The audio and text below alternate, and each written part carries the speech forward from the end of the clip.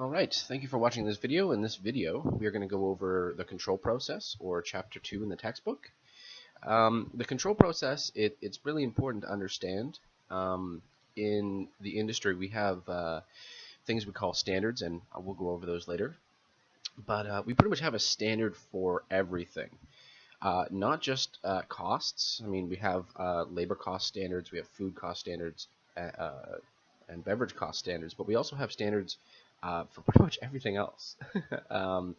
Like, what we do when we first come in, how we train people, and these standards and control process are really important in kind of not necessarily controlling what people do, but helping them understand what they should be doing and what right looks like, I guess you could say. So it's important to understand some of the basic definitions and some of the different control techniques that we have in industry. And we go through those in the following slides. Our learning objectives with this video is we'll be able to define control and give examples of its significance in food service operations.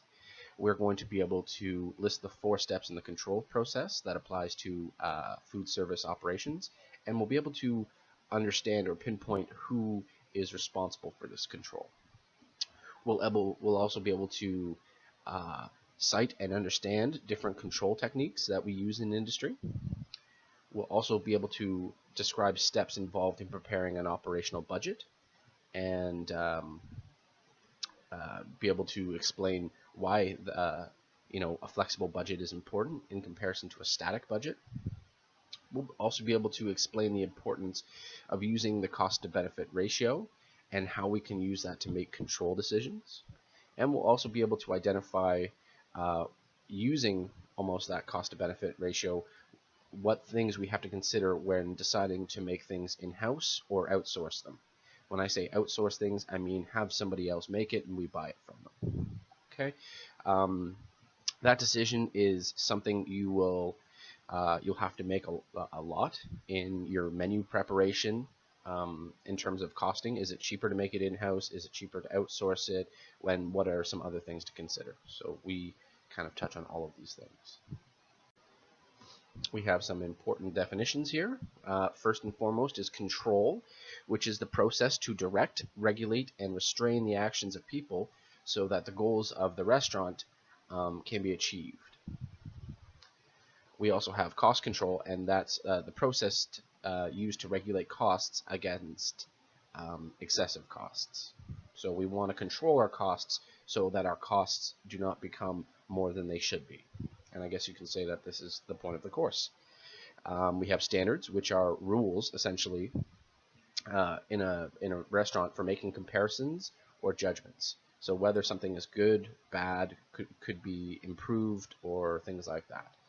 For instance, we have standard costs. Anything above the standard cost, because it is a standard, we could suggest that or make the judgment that our costs have become excessive, where we need to look at our cost control process to see what we could be doing better.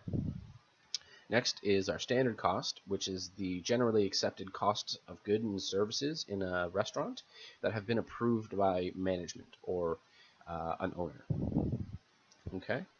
For instance, if we say our standard labor cost for a Friday is 25% and it comes in at 27%, we can say that our actual cost was above our standard, and we could make judgments and say maybe we could have improved upon that, or maybe we overspent somewhere.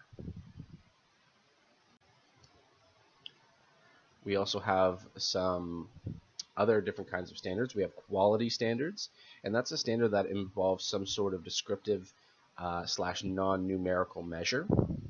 We see quality standards a lot in terms of food products. So, fresh, never frozen, AAA Canadian beef, things like that. Those would be quality standards. They give a rule or some way to measure the quality of a particular food product. We also have quantity standards, and that involves some sort of numerical measure. So Any standard with a number in it would be a quantity standard. The difference between the two is quality is descriptive, quantity is counts or measures of things. The example I have here is our shrimp cocktail platter includes 15 never frozen shrimp from PEI. And my question being is, what is the quality and what is the quantity standards from the above?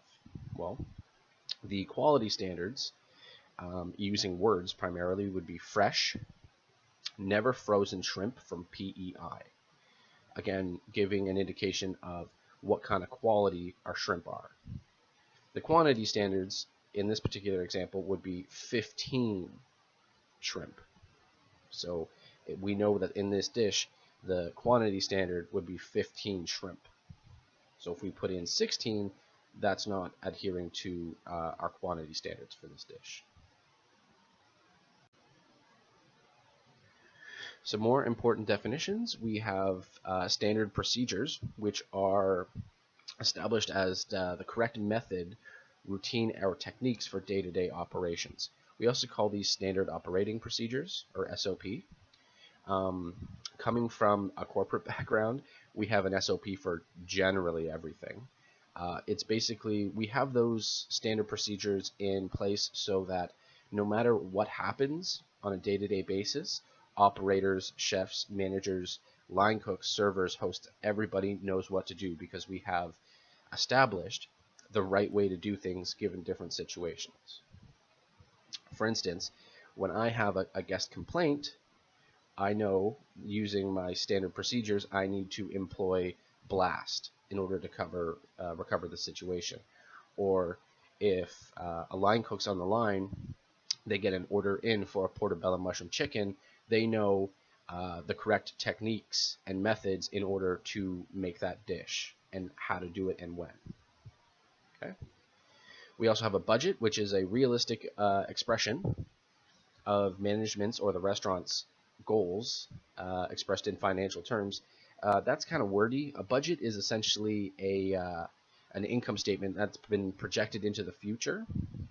So it looks exactly like an income statement, except for the fact that it's been projected into the future.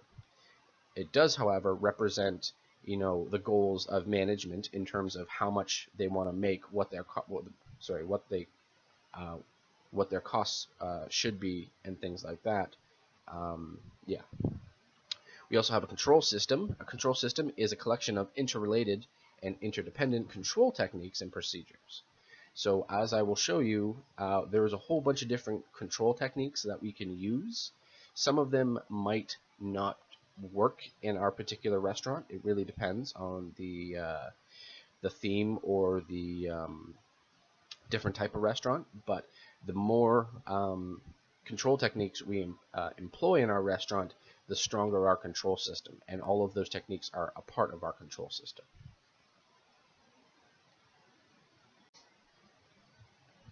Now we have the control process, and these are the steps in the process by which we create control. First is we want to establish our standards and our standard procedures for operations. So on the line, how to make things like particular dishes, when to do prep, what the prep looks like, things like that. Like pretty much a standard for everything. For instance, portion sizes. There's going to be a standard portion size. There's going to be a standard cost. There's going to be a standard procedure for creating every item on your dish. So we have to establish those standards before we can really have people follow them. And it's important that we do that. And next, the next step in the process is training people to follow those standards. It's great that we've developed those standards, but how can we have people follow and adhere to our standards if we don't train them to follow them? People don't know what they don't know. So if we don't train them to follow our standards, 9 times out of 10 they probably won't, just because they haven't been trained to do it. So I'd almost argue that training people to follow our standards is the most important step in the process. And I say that strictly from experience in industry. Training always seems to fall short, and some of you might have good stories about that. Next is we monitor the performance of our employees and compare them or compare their performances with our established standards. So the first step is we establish the standards, we train our people to follow them, and then we monitor to see if our people are actually following our standards. If they're not, we go to the next step in the process, is we take appropriate action to correct deviations from standards. Okay? This kind of gets into this can get into disciplinary action, but I think a lot of people, I think, excuse me, I don't think anybody really wants to be bad at their job, so I don't think that they're doing or not following your standards because they're choosing not to follow their standards. Maybe just training them again might be a more appropriate action, but it really depends, and we'll go over some situations that I've had in class. And here we have some control techniques. You'll notice that some of them look a lot similar to the control process. We have to establish standards. That would be, of course, a control technique. If we don't do that, how can we possibly expect people to follow our standards if we don't even know our own? Preparing and following budgets. That just helps us understand how well we're controlling or how well the control is happening. For instance, if we don't prepare and follow our budget, we don't know if we're coming, if we don't know if our labor numbers or our food cost numbers or our beverage numbers are coming in to what they should be, or if they're aligning with the management's goals. So we need to prepare and follow budgets. Okay. Training, again, huge in terms of importance. How can people understand our established standards if we don't train them? So these two are kind of connected. We'll go over a few training examples that I have in class. It's helpful to, I think, for your learning to be able to explain some situations where I think I could have done a little better with training. So I'm excited to share those with you. Next would be setting examples. When I say that, I think a lot of people would immediately think of setting negative examples, but also not necessarily showing negative examples to an entire team, but if you notice somebody's not performing adequately or doing something properly, taking them aside and actually showing them what it should look like, or this is what a julienne red pepper should look like, and this is what yours look like. So giving them the example and setting that example for them helps them understand exactly what's being asked of them. Okay, and you can also set positive examples to reinforce good behavior when people are following your standards. And I think that one's very rare in industry. Well, it depends on how good your management team is, but in terms of the carrot and stick method of leadership, I think a lot of people use the stick more than the carrot. Observing and monitoring employee actions. This just goes back to the previous slide when we said monitoring employees' performance. We can't understand if we won't know if people are following our standards if we don't observe and correct their actions. Okay. Observing can be difficult because we work in a very fast-paced work environment, but as a chef, I've seen different chefs actually schedule time into their day or their week so that they can come in and just kind of watch what's going on. Even on the management side, we've scheduled days where it might be my day off, but I'll come in and I'll get a free lunch and get to watch exactly what my servers are doing. And it's important to do that if you don't have the time to do it. Next would be requiring reports and records from employees. Again, that kind of stems into observing and employees, but it's more consolidated, so we know that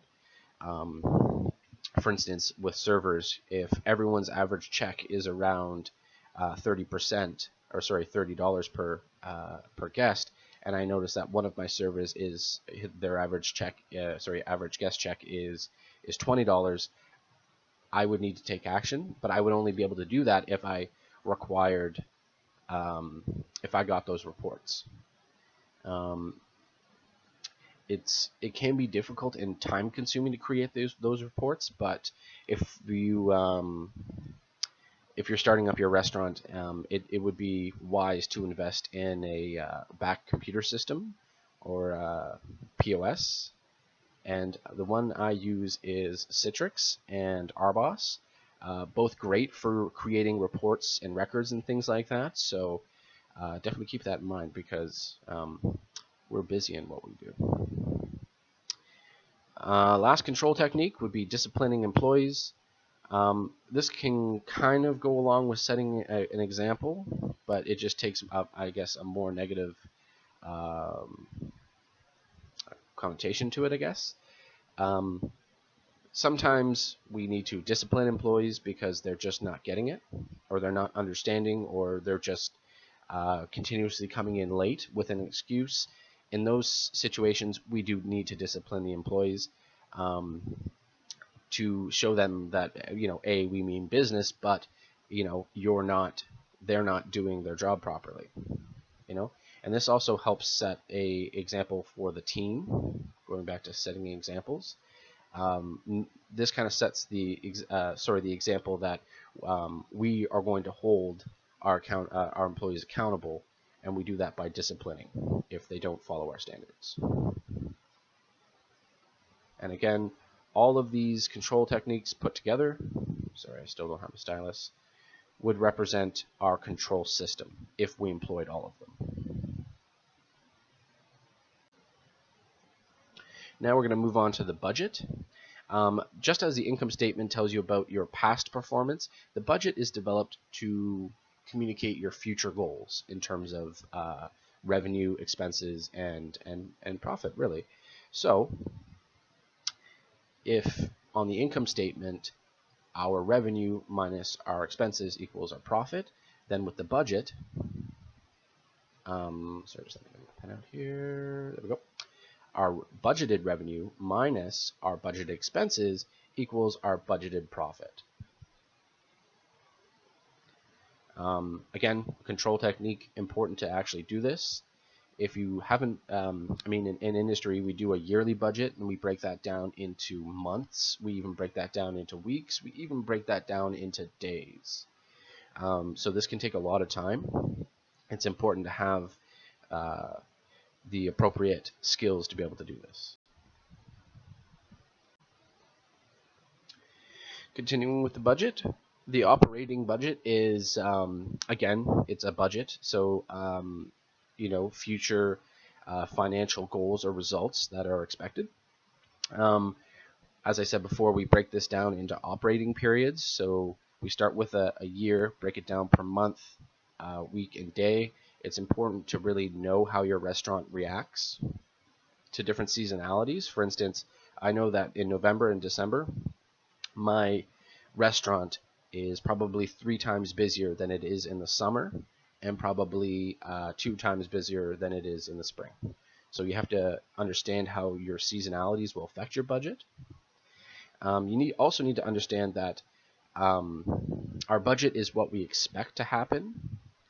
What actually happens is going to be something completely different. So when we don't meet our sales targets or our cost targets, and thus our profit targets, we need to understand why.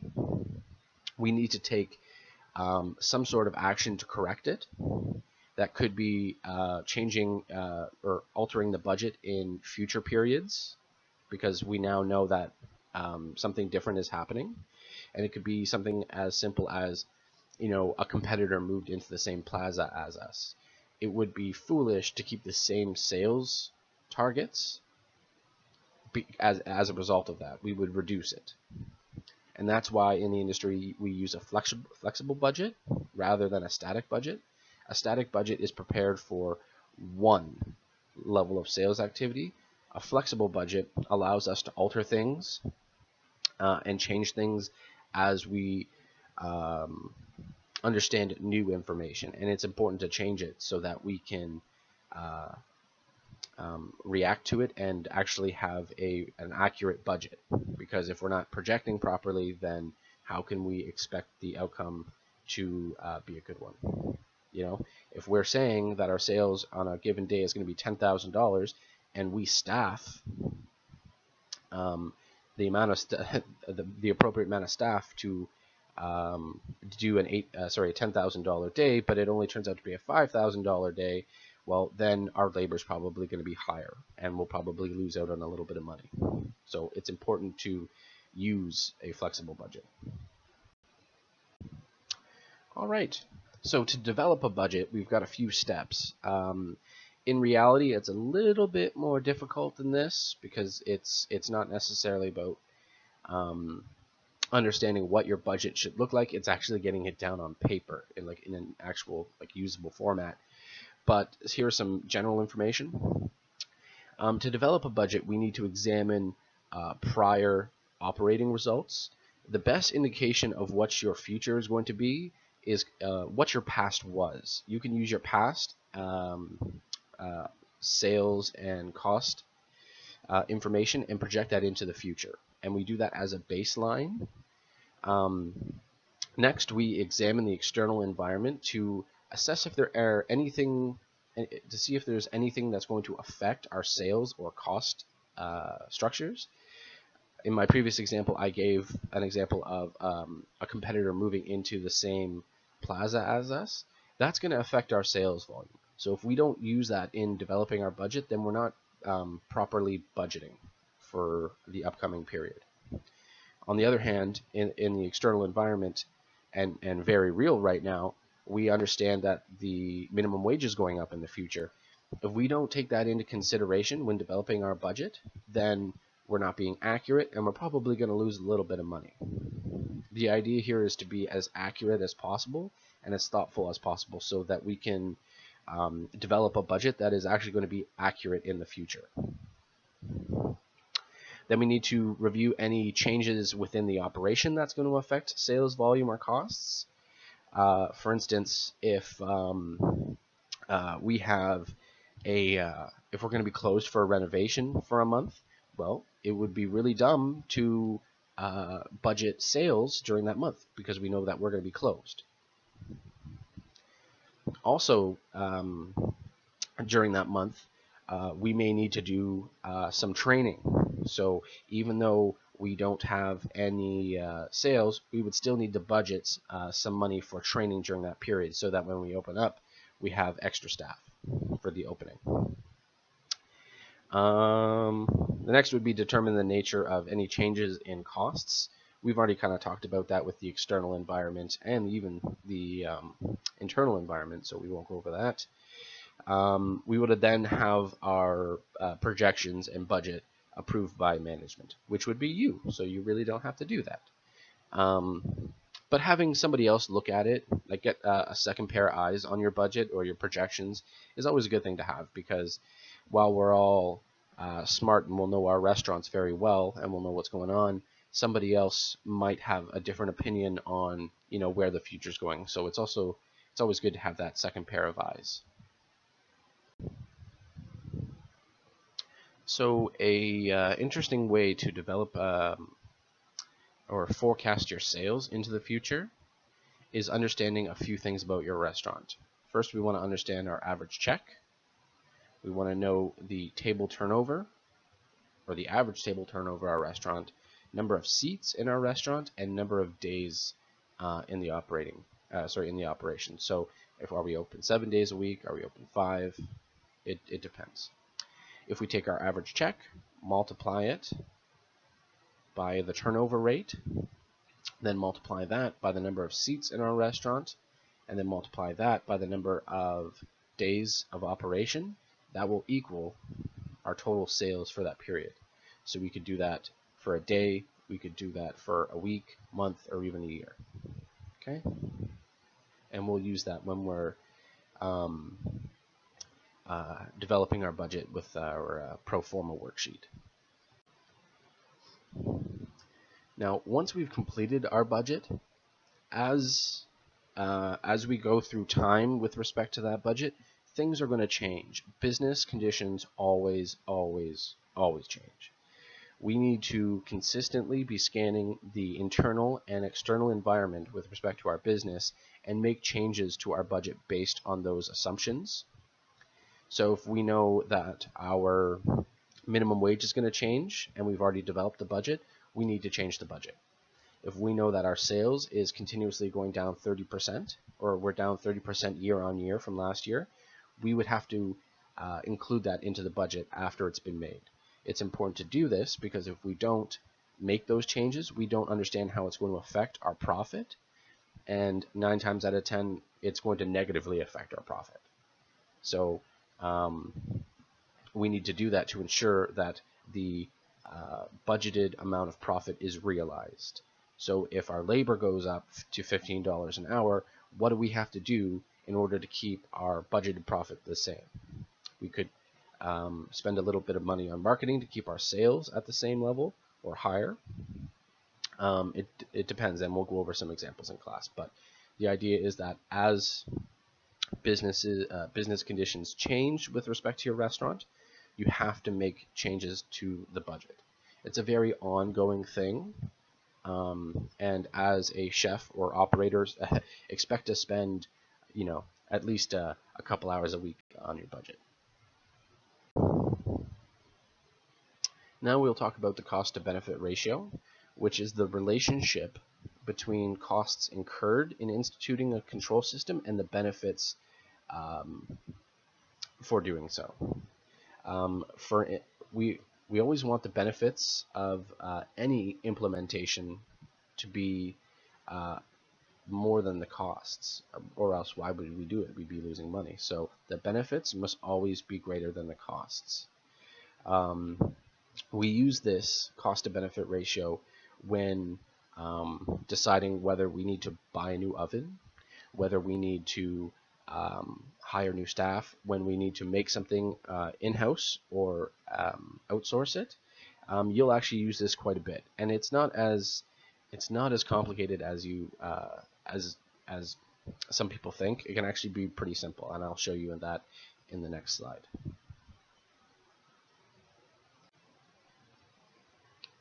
Okay, so here we have an in-house or outsourced decision that's to be made. The example I have is you are given the option to buy pre-cut lettuce from a vendor that will cost you 10 more than the whole lettuce you are currently using. If you buy the pre-cut lettuce, you will not incur the $20 in labor it will take to cut the lettuce, or the whole lettuce. So what do? It's going to cost an additional $10, but you're going to save, in this particular example, and it's a pretty basic one, but this is really what it comes down to. It's going to cost you an additional 10 bucks. There we go. But you're going to save $20 in labor. Okay, so you're going to save 20 bucks. We take the benefit minus the costs, and if it is a positive number, we have a net benefit, which means that the benefit is greater than the cost.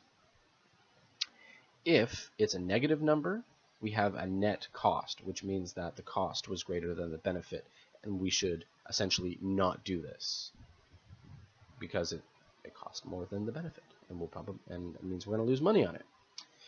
There are also some other things we should consider, and I'm going to see if I can switch slides really quickly. Yeah. We need to consider different quality standards. For instance, in the previous example, it is beneficial to buy the pre-cut lettuce because the benefits are greater than the costs. But what if that is a lesser quality product? That's going to affect our guests. It's going to, it might go bad quicker. It might actually require more labor to actually sift through the lettuce and pick out the nasty pieces. So we really need to consider the quality standards. We also want to check out the reliability and service of the distributor. If our distributor only delivers once a week, that means we have to order a ton of lettuce in one it comes in only once a week, so we have to order a lot of it because it only comes in once a week. What if that lettuce goes bad? Well, then, in that time, then that would be an increase in our food cost and not a good thing. So we have to understand that distributors' reliability and their service. We also want to compare the true cost of in-house preparation. So what ingredients are to be used? How much labor do we need to do it? Is there any particular skilled staff that we need to do this? For instance, at one particular restaurant, there was only like 3 people in the entire restaurant that could properly take off the silver skin on petite filet. So we had to schedule those people, and as it turns out, those people cost more per hour, which increased our labor. So we have to take that into consideration as well. In some in-house or outsourced decisions, we need to consider the amount of utilities or energy to be used in order to produce that product. In some cases, it's not applicable. However, in some cases, it is. We understand how this decision is going to affect our customer satisfaction, and this goes, in my opinion, this goes all the way back to quality standards. It may be cheaper, but if it's of a lesser quality, it may affect customer satisfaction and might cost us more in the long run due to service recovery. Okay, and finally, staff morale. If someone, for instance, you have on your team, you have a baker, and they love baking. That is their true passion in life. That's all they want to do. And all of a sudden, you are now outsourcing all your baked goods, where you save a little bit of money on the raw products and labor and stuff like that, but now you use that baker as a line cook. How is that going to affect that staff's morale? Probably not in a good way. Okay, we'll go over a few more examples of this in class, and yeah, thanks for watching this recording.